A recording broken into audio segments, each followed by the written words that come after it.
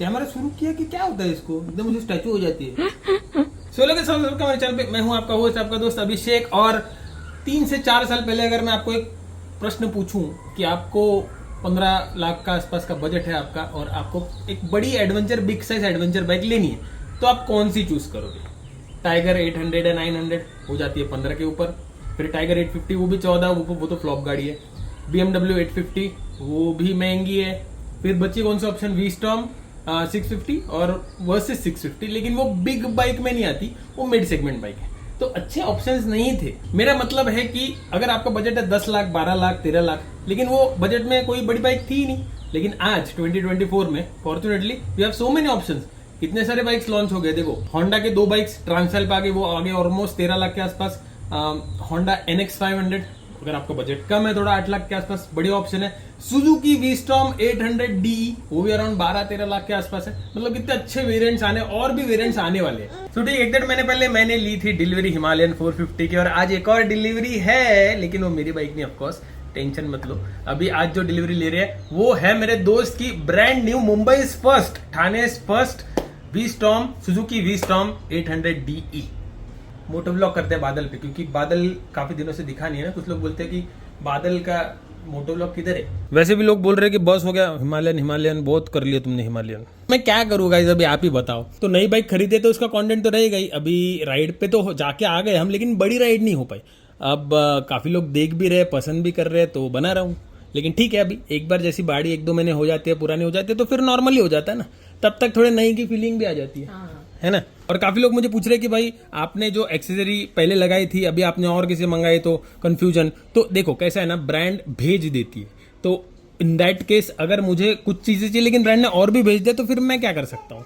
और आपको दिखाने का ऑप्शन दे रहा हूँ ना। अब जो करना है आपको करना है, आपको डिसीजन लेना है। सारे प्रोडक्ट्स अच्छे ही है, ऐसा नहीं है, लेकिन अभी आपके ऊपर है कि आपको क्या करना है। हाँ, आगे जाके अगर मेरे पास 2-3 प्रोडक्ट सिमिलर है, आगे जाके मैं कंपैरिजन भी बनाऊंगा, काफी लोगों को हेल्प हो जाएगी। सो इसीलिए रहता है ये सब। तो मेरा कहना ये है कि बस ज्यादा दिल पे नहीं लेना चाहिए सब चीजें।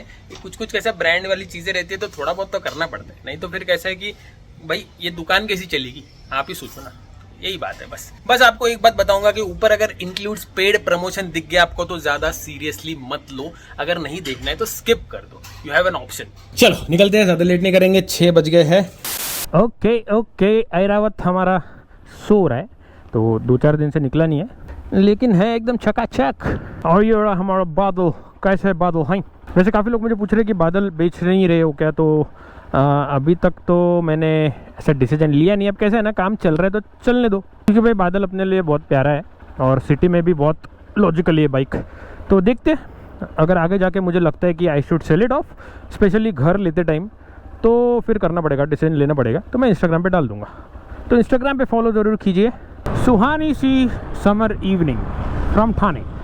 और मैं पर्सनली बहुत दिनों बाद मोटो व्लॉग कर रहा हूँ, मतलब राइड के आने के बाद मैंने मोटो व्लॉग किया ही नहीं है। आज कहाँ कैमरा निकाला, हेलमेट निकाला। और यहाँ मेरे की बस्ती बहुत महंगी है, हाउस हंटिंग शुरू है, तो यहाँ पे देख रहे तो कुछ का कुछ। ये क्या स्टाइल है भाई, बाहर पैर निकाल के मत। वैसे मैंने एक्सपेक्ट नहीं किया था 2024 बहुत बड़ा रोलर कोस्टर है हमारे लिए। एक से एक न्यूज़ मिलने वाली है आपको इस साल, देख लेना। अब आगे हम ऑलमोस्ट विवियाना मॉल ठाणे। अब जो जिन लोगों को पता नहीं है भाई, यहाँ पे जो बिल्डिंग सब देख रहे हो ना, यहाँ के रेट सब सुनोगे तो हो बहुत महंगा है यार। 2 करोड़ के 2 BHK यार, 2-2.5 करोड़। मतलब क्या, लोन निकालने का और ज़िंदगी भर लोन भरते रहने का, पूरा लाइफस्टाइल कॉम्प्रोमाइज़। काफ़ी बड़ा डिसीजन है, मेरी तो फटी जाती है घर का नाम सुन के। वो देखो क्या मस्त माउंटेन के पीछे सनसेट हो रहा है। और हमारी एनिवर्सरी भी आ रही है, क्या बात है, 5 साल हो जाएंगे। मुझे तो बिलीव ही नहीं हो रहा है 5 साल। हरी का 2 साल के हो जाएंगे 1-1.5 महीने में। ओए हिमालयन हार्ले ब्लैक। और ये हज़ार्ड लाइट क्यों शुरू है भाई, ज़रूरत नहीं है। चलो पार्किंग तो मिल गई है, सॉर्टेड। ओके, मुझे नहीं पता था यहाँ पे सुजुकी की बड़ी बाइक्स भी मिलती है। नाइस। ओ भाई, ये लोग तो रेडी भी हो गए। कैसे हो? क्या बात है, फर्स्ट सुजुकी V-Storm 800DE इन मुंबई। चलो आपको अच्छे से दिखाता हूँ। और ये यहाँ पे देखिए बहुत बड़ा घोड़ा भाई, नंबर प्लेट भी आ गई यार, सब सॉर्ट हो गया इसका। तो किती दिवसात निर्णय घेतलेला आहे सांगा आम्हाला? 4 दिवसात पेमेंट करून गाडी रेडी। ओए बाप रे बाप, हिमालयनला 4 महीने थांबा लागलं असतं। लेकिन इसके कॉस्ट में तो 3 हिमालयन आ जाएगा।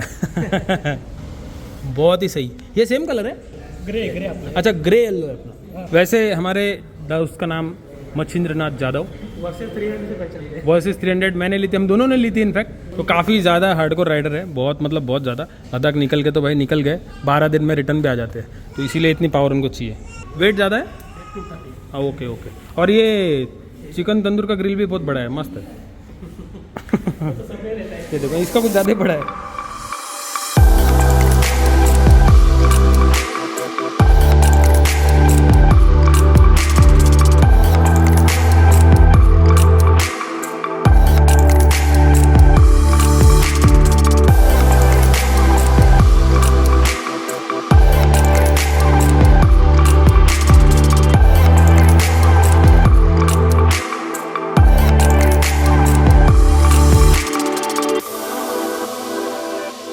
तो जादव साहिबान ने एकदम मस्त डिसीजन घेतला है।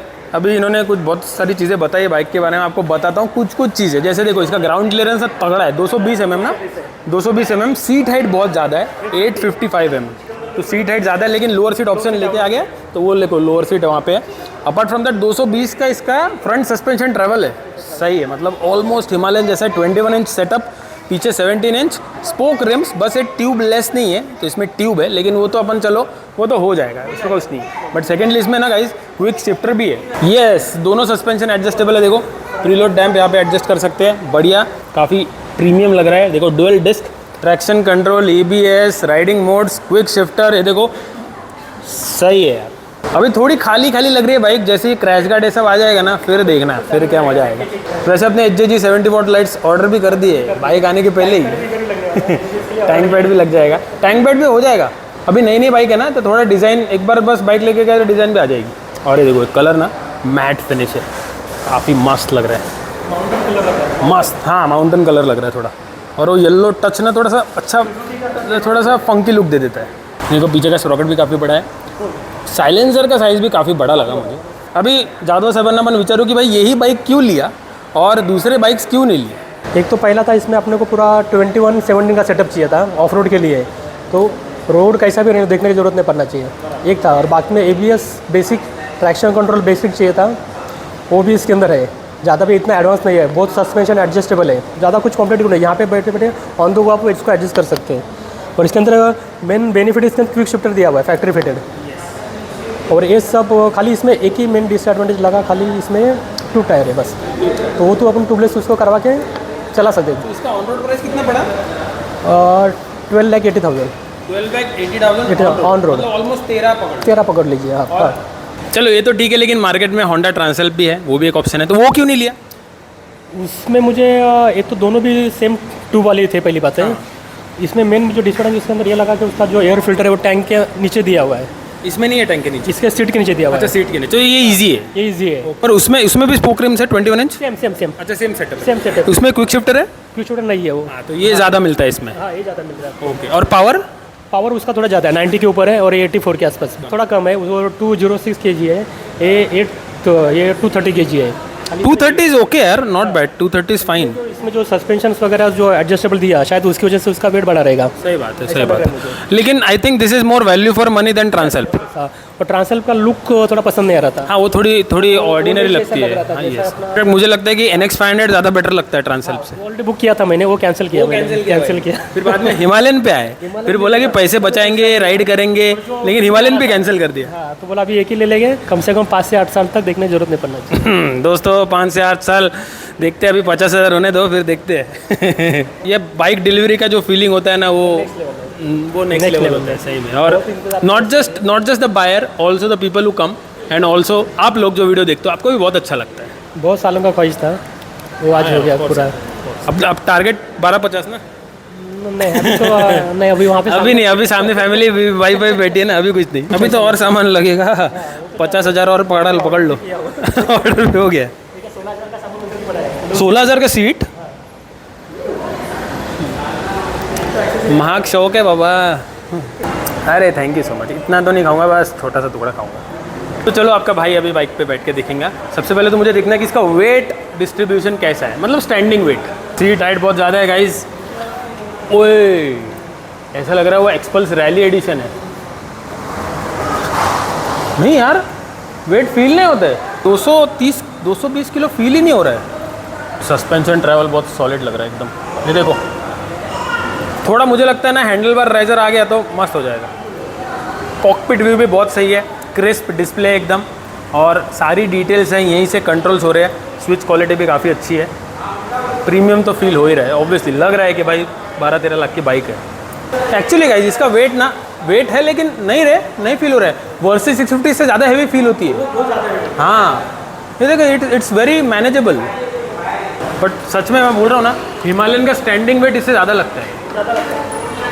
हालांकि 194 kg के आसपास है, लेकिन इससे ज़्यादा फील होता है। और सेंटर ऑफ ग्रेविटी ना थोड़ा ऊपर है उसका। हाँ, लेकिन once you on the go कोई टेंशन नहीं है। ऑब्वियसली यार, अब जापानीज़ है तो टेक्नोलॉजी का तो फ़र्क पड़ेगा ही। अभी versus 300 India, made in India launch हो रहा है। सेम बाईक आता त्यांना कळालं, हे त्यांना 5 वर्ष आधी कळायला पाहिजे होतं। पक्का फर्स्ट है ना? चलो, फर्स्ट सुजुकी वीस्टॉर्म 800DE की डिलीवरी। बॉस क्या बात है, ये अभी टाइटल अपन छाती ठोक के डाल सकते हैं। यार मेरे को तो बहुत पसंद आई, स्पेशली इसका वेट डिस्ट्रीब्यूशन मस्त है। 230 kg लेकिन फील ही नहीं होता है। आता आज रात्री झोप येणार नाही आहे ना? हे बघा, उद्या राईड, परवा सर्व्हिस। बस परवा देतील, आज रात्रीच। इसका एग्जॉस्ट नोट सुनते हैं। वाह, काफ़ी रिफाइंड फील हो रहा है।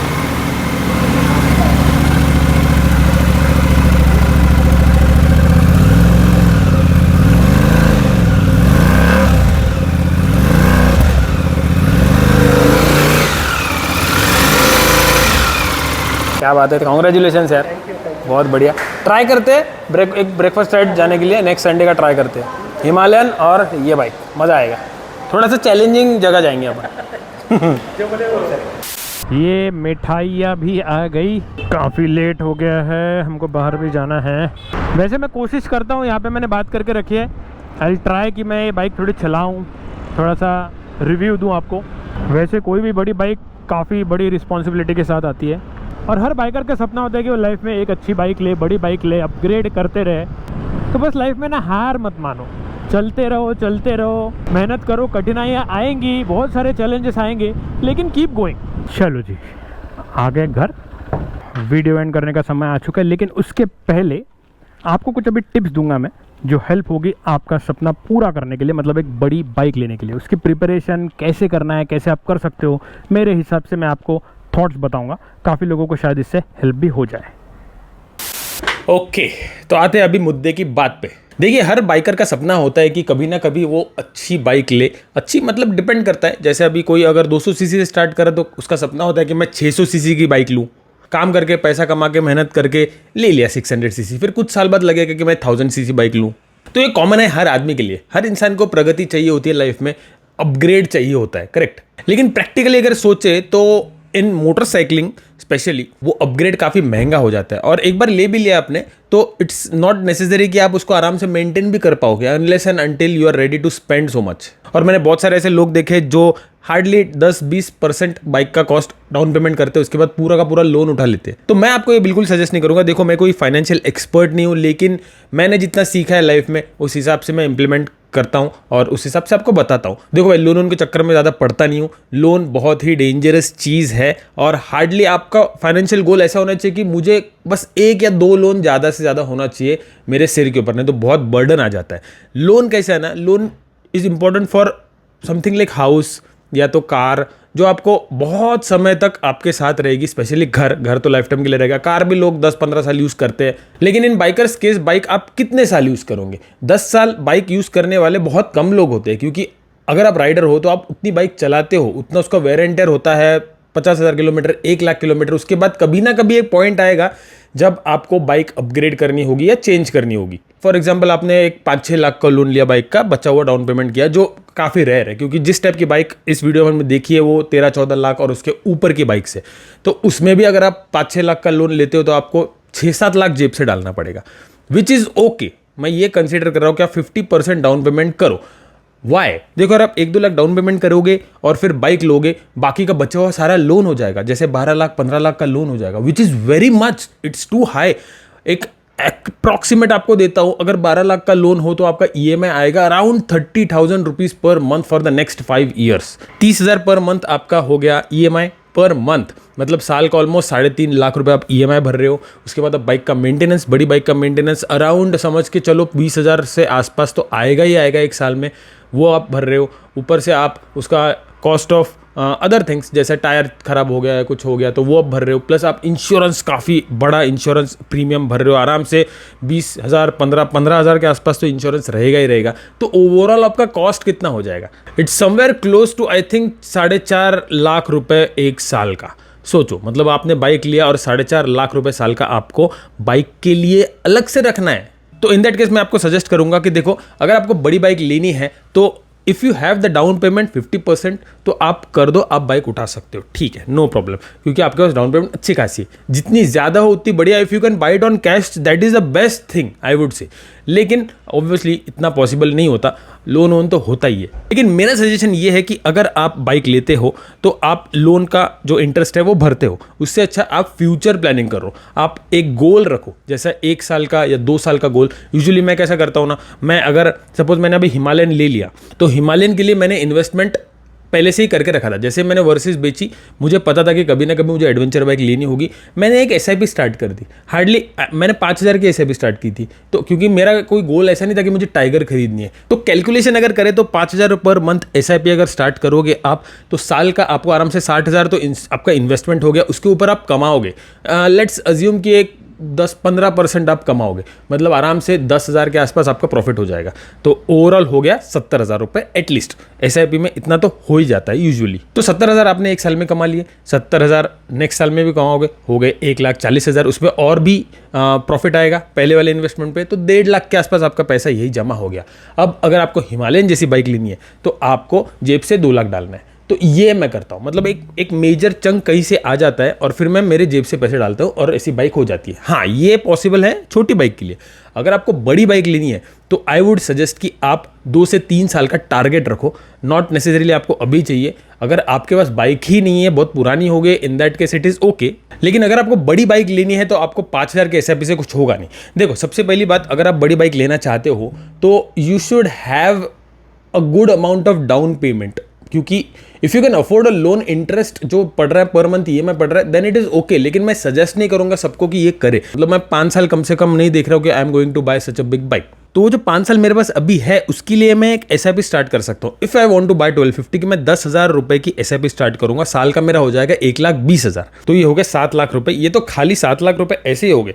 अब जो आपका रिकरिंग प्रॉफिट होता है वो भी बढ़ जाएगा, आधा पैसा आपका यहीं पे आ गया। अगर आपको एक सुजुकी वीस्टॉर्म D जैसी गाड़ी लेनी है 800, अगर आपको बड़ी बाइक लेनी है तो उस हिसाब से आपको इन्वेस्टमेंट करनी पड़ेगी। अब आप सोना ले सकते हो, आप कुछ ऐसी चीज़ ले सकते हो जिससे पैसा बढ़ेगा। आपके अकाउंट में अगर पैसा रहेगा ना तो उससे ज़्यादा फायदा नहीं होगा, वो मोस्ट प्रॉब्ली खर्च भी हो सकता है। अगर साइड में पैसा जा रहा है ना तो it comes and it goes, तो वो आपके बैंक में नहीं रहता है, इसीलिए वो खर्चा नहीं होता है। लेकिन सिर्फ SIP शुरू करने से कुछ होगा नहीं। अगर आपको सीरियसली एक बहुत सा बड़ा चंक इन्वेस्टमेंट से आएगा ऐसा चाहिए तो आपको स्टॉक्स में इन्वेस्ट करना पड़ेगा। जैसे फॉर एग्जांपल मैंने कुछ 3 साल पहले कोई तो सन फार्मा का स्टॉक लिया था, उसके पैसा मेरा डबल हो गया फॉर्चुनेटली। तो डबल हो गया तो वो पैसा मैंने हार्डली 30,000 रुपये डाला था, वो मेरे 60,000 रुपये हो गए। तो मैंने वो 60,000 रुपये विड्रॉ कर लिए ड्यूरिंग हिमालयन। तो 60,000 मतलब 30,000 एक्स्ट्रा मेरे पास ऐसे ही आ गए। So this is how I do, मतलब मेरे जेब से हिमालयन का आधा पैसा गया है, आधा पैसा मेरा कहीं और से आया है। सेकेंडली, अगर आप कोई एग्जिस्टिंग मोटरसाइकिल बेच के बाइक खरीद रहे हो तो आई वुड सजेस्ट, मैं क्या करता हूँ कि मैं कोई भी मेरी बाइक ना इतनी मेंटेन रखता हूँ, इतनी मेंटेन कि जब रीसेल का उसका पॉइंट आता है तब उसकी प्राइस अच्छी मिल ही जाती है। तो वो बहुत सारा चंक वहाँ से भी आ जाता है। मतलब आपका जो इन्वेस्टमेंट का पैसा आ रहा है प्लस बाइक सेल करोगे पुरानी तो उसका भी पैसा आ रहा है, फिर आपको आपके जेब से थोड़ा डालना है, अगर लोन की ज़रूरत पड़ी तो थोड़ा सा लोन लेना है। ऐसे करके आप प्लानिंग कर सकते हो। हाँ, ये रातों रात तो नहीं हो सकती, इसको काफ़ी टाइम लगेगा। एक स्मार्ट और वाइज डिसीजन, ज़्यादा लोन के चक्कर में मत पड़ो। Trust me, you will thank me later. Loan अगर लेना है तो बड़ी चीज़ के लिए लो जो लाइफ टाइम के लिए आपके काम आएगी। हाँ, छोटी बाइक का लोन कोई दिक्कत नहीं, 1-2 लाख का लोन ठीक है चलो, लेकिन बड़ी बाइक का लोन मतलब it comes with a lot of stress. So बस यही था। हाँ, इफ़ यू कैन अफोर्ड, अगर आपके पास पैसा है, अगर आप बहुत अच्छी सैलरी कमाते हो, then well and good, then no problem. लेकिन बहुत सारे लोग ऐसे होते हैं जो थोड़ा सा चैलेंज फेस करते हैं, इंक्लूडिंग मी। तो इसीलिए थोड़ा सा स्ट्रेटेजिकली अगर आप करेंगे ना तो सब कुछ सही हो जाएगा। उसको पेशेंस देना पड़ेगा, टाइम देना पड़ेगा और थोड़ा सा आपको खुद को कंट्रोल करना पड़ेगा कि हाँ भाई मेरा टारगेट है, वो टारगेट कंप्लीट करने के लिए मैं EMI शुरू करने से पहले मैं खुद इन्वेस्टमेंट करते रहूँगा ताकि मेरा EMI कम हो जाए। So this is what I have learned overall इतने साल से इतनी बाइक्स लिए इसी में। That's it, thank you so much watching this video. मिलते हैं आपसे अगले व्लॉग में। तो खुश रहिए, आबाद रहिए, भटकते रहिए। और अगर आपको ऐसे छोटी छोटी टिप्स चाहिए होगी तो कभी कमेंट करके बताइए, मैं ज़रूर ट्राई करूँगा कि जितना मुझे पता है उतना आपके साथ शेयर करूँ। Thank you so much for watching guys.